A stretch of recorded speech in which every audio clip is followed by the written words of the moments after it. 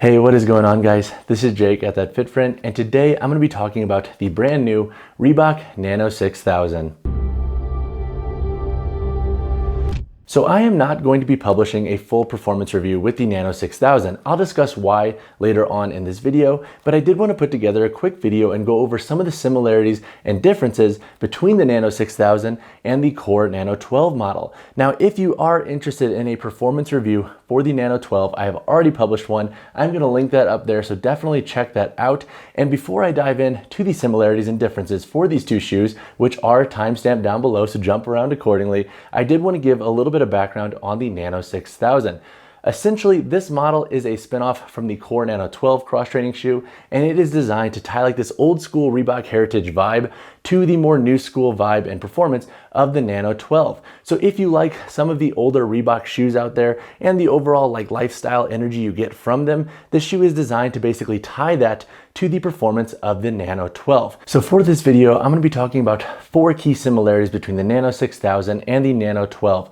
The first similarity is that their midsole constructions are virtually the same. So you have that Flow Ride Energy Foam midsole throughout the entirety of these shoes. Their stack heights are virtually similar in regard to how thick the midsole is. So in regard to the overall versatility that you're going to get from the Nano 12 and the Nano 6000, they are going to be pretty much identical. The second major similarity between these shoes is their outsole constructions. So similar to the midsoles, the outsoles both feature this full rubber lug patterning, so they are going to provide you with an equal level of traction on different surfaces. So similar to the versatility of the midsole, you are going to get just as much traction in both of these shoes on different surfaces when training. The third major similarity between these models is their boot construction and the heel clips used. So they both feature these external medial and lateral heel clips here. These help provide the shoe with additional support. So in regard to the level of support you get from both of these models, they are virtually the same. The fourth major similarity between these shoes is their overall sizing and fit. So the last constructions of these shoes are pretty much identical. So how you would size the Nano 12 is how you should size the Nano 6000. They are virtually the same in regard to length and width. So if you are looking at one of these shoes, you should be safe going with the same size you would go for like the Nano 12 if you decide to go for the Nano 6000. And that brings me to why I am not going to be publishing a full-on performance review with the Nano 6000.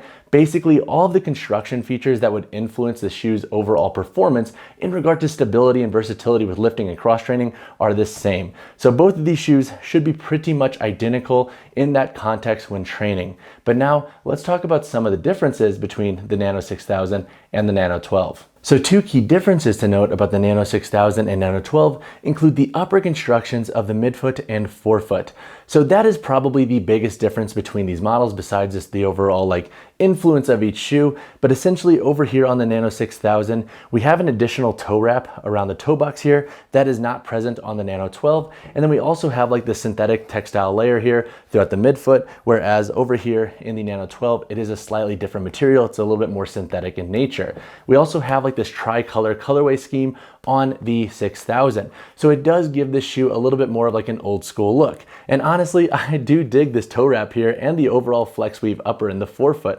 I think it's a cool addition. Like obviously it is going to perform the same in the gym for the most part as the Nano 12, but in regard to like a slight tweak to the upper, and if you haven't really invested in any of these shoes, I do kind of like that about this model. The second major difference is just the overall appearance and how this model is going to perform for just daily lifestyle activities. So I do think the Nano 6000 could be a better call if you plan to use your shoe for daily wear more often. With the addition of these materials that wrap around the midfoot and forefoot, it might be a slightly better bet for just weathering the outdoor elements. So if you are wearing them on, let's say, like a slightly rainy day, this shoe could be a little bit better for long-term durability. But overall, those are the differences. It's mostly just a change in the upper construction and the overall influence of each shoe. Now, I do like the Nano 6000's upper, and I think if you're on the fence between these models, I would say go with whichever model you think looks best and that you would want to wear most often, since they're going to perform very similarly in regard to stability and versatility, and they have the same price point. I could definitely see the overall appearance and aesthetic of the shoes influencing which could be best for you. All right, so now let's do a quick construction side by side and cover some of the specs between the Reebok Nano 6000 and the Reebok Nano 12. And this is for anybody who might want a closer look at both of these shoes. Up here on the toe, we have an extended outsole layer wrap that wraps up on both models. It is virtually similar in regard to its design and overall width. Looking at the forefoot and midfoot construction and the upper materials used, and this is where the differences lie between these models. Looking at the Nano 6000, we have a flex weave textile upper here throughout the forefoot that wraps into the midfoot. We also have an overlay here that wraps the entirety of this shoe and comes into the midfoot. Looking at the midfoot construction and design, we have this like smoother synthetic layer here that gives us more of like a lifestyle vibe and look. Looking at the Nano 12, we have a flex weave knit that wraps the entirety of the forefoot and extends into the midfoot. We do not have an additional overlay here, but we do have a toe guard inside the internal toe box construction of this model. Looking at the midfoot construction, we have a textile overlay. So the designs of these shoes are very similar in regard to their midfoot constructions, but the materials used are different. And that's what gives each shoe kind of its like lifestyle / performance vibe. Looking at the heel clips, they are very similar in both models, as in they are identical. And then looking at the heel constructions, similarly, they have a similar material used in each. And the only real difference is the branding used back here on the boot. Over here in the Nano 12, you have the Nano 12 branding. Over here in the 6000, you have the Heritage branding. Looking at the lacing and the tongues, both are very similar too in regard to their overall padding, thickness, and width. The only difference really is the Heritage branding and the Reebok branding at the top of the tongue. The lacing systems are virtually the same.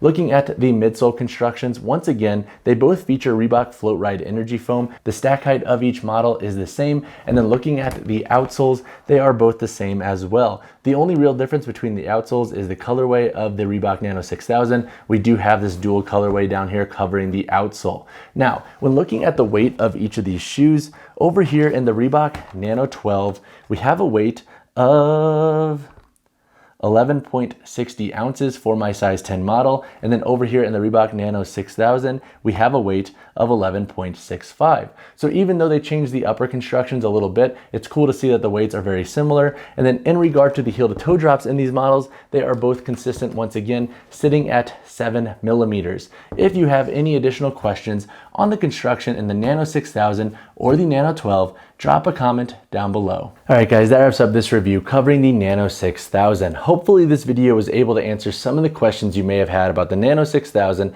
and the Nano 12, especially if you were on the fence between either of these models. If you have additional questions on the Nano 12 or Nano 6000, drop a comment down below or reach out to me personally, whichever you prefer. And as always guys, drop a like on the video, subscribe to the channel. I will see you in the next one.